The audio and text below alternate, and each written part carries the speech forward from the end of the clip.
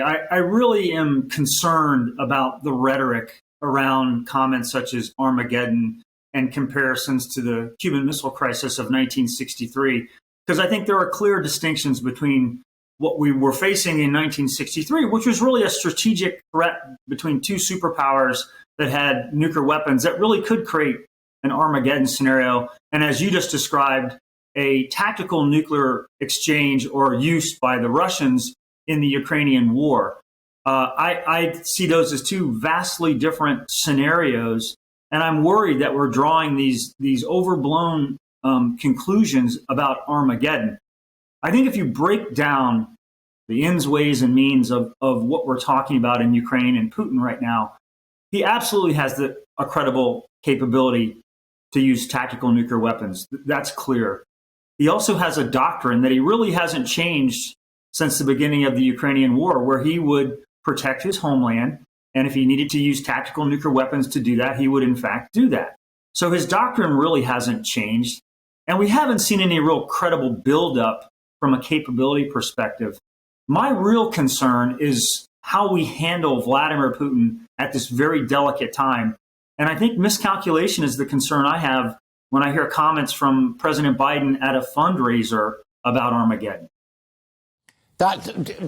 So many brilliant points there, Mike.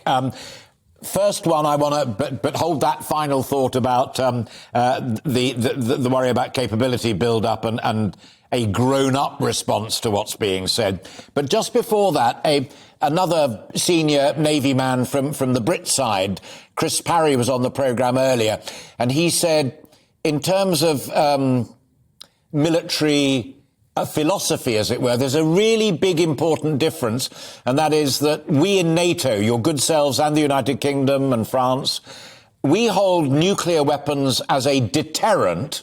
Russia holds them as a weapon to use. Admiral Parry was exactly right, and I did hear his comments. And we, as NATO nations, got out of what we used to call tactical nuclear weapons during the Cold War. We actually had tactical nuclear weapons for such an exchange. We now only really maintain a deterrent force in nuclear, where Russia has continued to maintain a tactical nuclear weapons capability. And we're talking not about destroying cities, but destroying troop formations or small military encampments. So there is a clear difference between what NATO holds as a deterrent force and what Putin now has, which is a tactical military level force. Yeah.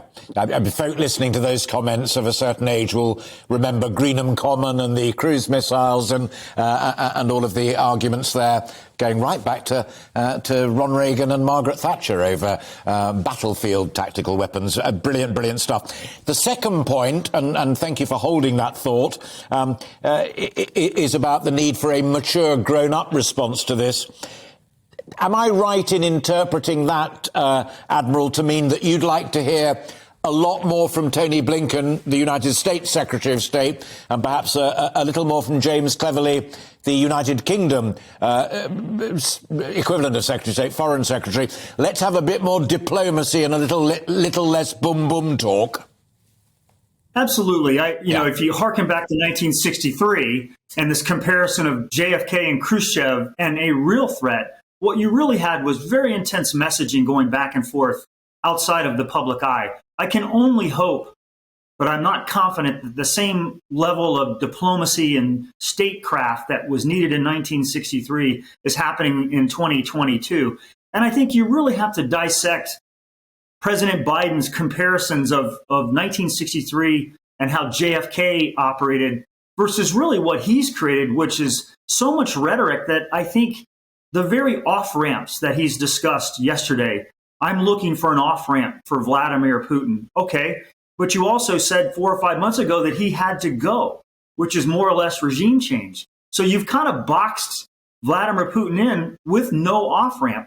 And I think the key point that John F. Kennedy made in 1963 after the Cuban Missile Crisis was when he said, you never want to find a scenario by which a nuclear-powered nation is boxed in between a humiliating defeat and the use of a tactical nuclear weapon. And that's precisely what we've created with Vladimir Putin at this point.